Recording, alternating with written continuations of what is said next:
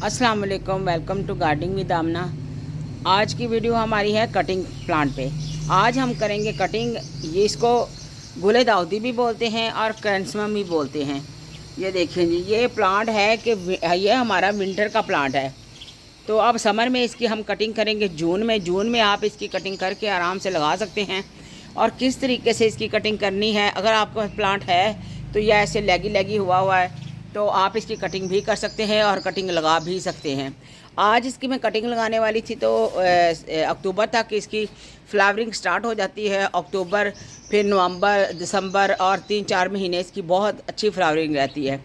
क्योंकि जब तक हम प्लांट को उनकी केयर ना करें, उनको टाइम पे कटिंग ना लगाएं। ये मेरे पिछले साल का प्लांट है कि इसकी फ्लावरिंग तब होती है कि जब हम जून में इसकी कटिंग लगाते हैं, अक्टूबर तक इसके ऊपर फ्लावरिंग हो जाती है।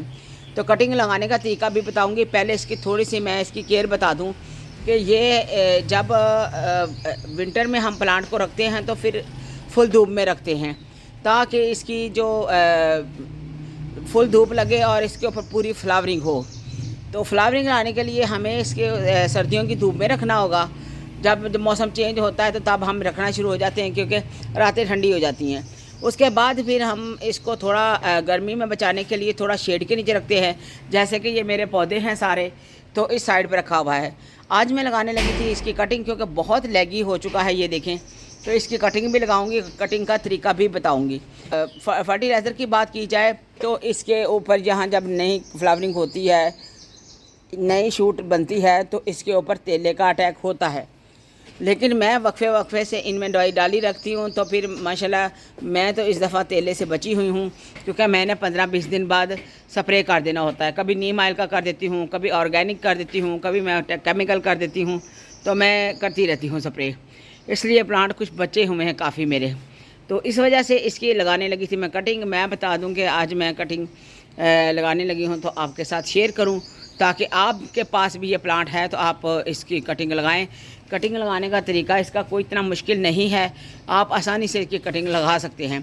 कटिंग लगाना जो है, सबसे पहले बेसिक चीज़ होती है कि हमें मिट्टी अच्छी लेनी चाहिए।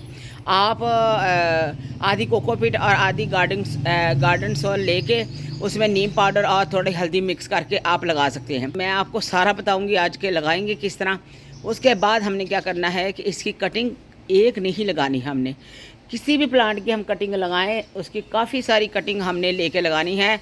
एक प्लांट की कटिंग नहीं लगानी है, क्योंकि अगर हम एक गुले दाउदी की कटिंग लगा रहे हैं तो हमने 15 से 20 कटिंग लगानी है, क्योंकि वो कभी कोई ख़राब भी हो जाती हैं। कोई ज़रूरी नहीं है कि हम भी एक्सपर्ट होते हुए भी कि हमारी से चीज़ ख़राब नहीं होती, हो जाती है, कोई ऐसा मसला नहीं है।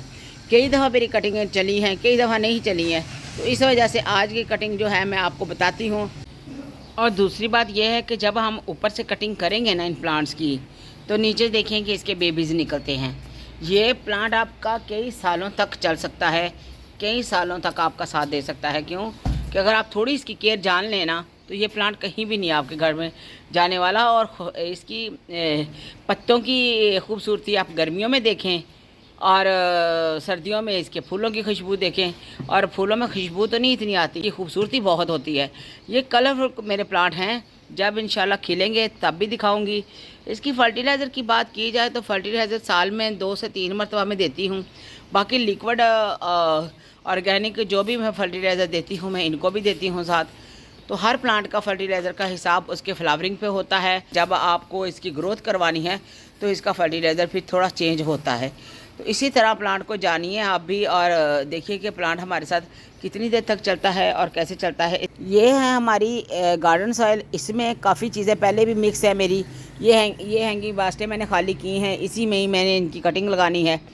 और इसमें मैं मिलाने लगी हूँ कोकोपीट मैं वो ब्लैक वाली बाल्टी इसमें मिक्स करूँगी ताकि हैंगिंग बास्केट जो है मेरी हल्की बने। और अगर ना भी मैं इनको लटकाऊँ, लेकिन मेरी हैंगिंग बास्केट या कटिंग के लिए मुझे मिट्टी इसी तरह ही इसकी तैयार करनी है। अगर आपके पास कोकोपीट नहीं है, आप खाली बाल मिट्टी में भी लगा सकते हैं। जब हम कटिंग लगाते हैं इसमें खाद नहीं डालते हैं। जब कटिंग चल जाती है आहिस्ता आहिस्ता हम फिर खाद मिलाना शुरू करते हैं। तो इसमें मैं मिलाऊंगी इसमें पहले कोकोपीट, क्योंकि मैंने कोकोपीट बना के रखी हुई है। इसमें हमने शामिल किया है हल्दी और फंगस पाउडर और ये नीम पाउडर है। अच्छा, नीम पाउडर जो है, ये हल्दी और नीम पाउडर ये एक खाद का काम भी करते हैं, लेकिन वो वाली खाद नहीं है जैसे कि हम लीव कंपोस्ट डालते हैं या गोबर की खाद डालते हैं, ये वो नहीं है। लेकिन इसका ये है कि ये जो हम कटिंग लगाएंगे उसमें फंगस पैदा नहीं होगी, तो इस वजह से हमने ये 3 चीज़ें डाली हैं। अगर आपके पास हल्दी है तो आप हल्दी भी इस्तेमाल कर सकते हैं, अगर आपके पास फंगस पाउडर है तो आप शामिल कर सकते हैं, किसी भी ब्रांड का हो या किसी भी गार्डन शॉप से आप लेते हैं तो आप शामिल कर सकते हैं। नहीं तो आपके पास हल्दी के अलावा आपके पास और भी ऑप्शन हैं कि आप उसमें शामिल कर सकते हैं। दालचीनी का पाउडर आप शामिल कर सकते हैं। तो आपको मिट्टी में हल्दी भी मिला दें तो काफ़ी अच्छी कटिंग हमारी चलती है। हमारा मकसद होता है मिट्टी में फंगस पैदा ना हो, और कटिंग में हमने पानी ज़्यादा नहीं डालना है, 1 दफ़ा ही डालेंगे। और अब हम करेंगे मिट्टी को मिक्स ताकि हमारी मिट्टी सॉफ्ट बने और हम उसमें कटिंग लगा सकें। यह हम सारी चीज़ें इसी मिट्टी में मिक्स करेंगे, और अपने आप को ध्यान में रखते हुए, हवा वगैरह चल रही हो तो आप बच के थोड़ा सा काम करें। जब भी हमने कटिंग लेनी है, इसका जो है आप शूट वाली कटिंग लेनी है। अगर आप नीचे से इसकी कटिंग लेंगे तो जल्दी ये चलेगी नहीं। हार्मोन्स इनके यहाँ होते हैं, यहाँ की कटिंग बहुत अच्छी चलती है। ये 6 इंच की कटिंग लें, आधी ये दबा दें और मिट्टी के अंदर, और आधी इसको मैं, ये देखें, इसको यहाँ से मैं करीब से काटूँगी, इसको थोड़ा यहाँ से लेकर, तो इसकी ग्रोथ बहुत जल्दी होगी। तो हम ले लेंगे काफ़ी सारी कटिंग इसकी इस तरह। तो सारी कटिंग लेके काफ़ी हमने कटिंग लगानी है, एक कटिंग नहीं लगानी इसकी।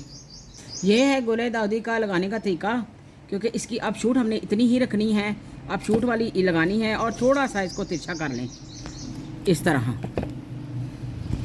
हमारी ये कटिंग है। अब ये एलोवेरा ले ली है, बाकी हमने जो चीज़ें मिलाई थी वो एक अलग चीज़ है। ऐसे भी लगा सकते हैं इस तरह। ये माशाल्लाह हार्डी प्लांट है, इसको कुछ भी नहीं होता। इस तरह लगाते जाएं आप सारा। तो ये सारे मैं पॉट इस तरह ही भर दूंगी। तो इस तरह ये लगा के ऐसे, ये नीचे से हटाना ज़रूरी है क्योंकि ये फंगस का काम करता है, फिर फंगस लग जाती है। ये पत्ते इस तरह हाथों से बेशक हल्का हल्का हटा दें, या फिर ये कैंची से हटा दें। कैंची से हटाएं अगर आप न्यू हैं तो। फिर ये तिरछा कट इसलिए करते हैं कि ताकि इसमें यहाँ से रूट जल्दी बने, और इस तरह हम लगाते जाएंगे। और इधर मैं अब दरमियान में मैं लगाऊंगी कोई 4 से 5 पौधे दरमियान में, मैं ऐसे करके, तो इनको भी हटा के मैं, इसकी बात अगर स्प्रे की जाए तो 15 दिन बाद या 20 दिन बाद जो मैं अपने प्लांट्स को स्प्रे करती हूँ, आप वो स्प्रे अपने प्लांट्स को किया करें। स्प्रे मैं तो इसको 15-20 दिन बाद करती हूँ, लेकिन खाद मैं उस टाइम ज़्यादा देती हूँ जब इसका ग्रोथ का टाइम होता है। तो ग्रोथ के टाइम आपको खाद देनी ही होती है, क्योंकि फ्लावरिंग इस तरह नहीं मिलती है, थोड़ी पौधे पे मेहनत हमें करनी पड़ती है।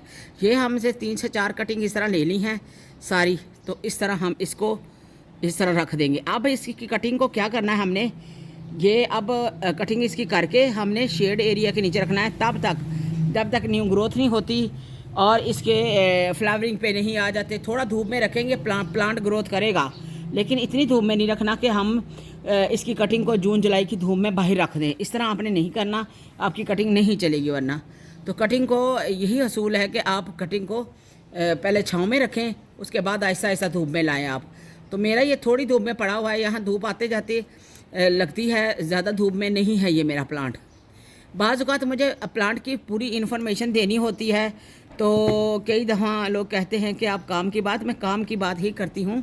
मैं इस तरह कुछ भी, मैं अगर कोई रह जाता है बताने वाला तो आप कमेंट्स बॉक्स में फिर बार बार पूछते हैं, इसलिए मैं पूरी इन्फॉर्मेशन पहले ही दे देती हूँ ताकि आप लोगों को पूछने की ज़रूरत ना पड़े। अगर पूछेंगे भी तो कोई मसला नहीं है, हम बताने के लिए तैयार रहते हैं।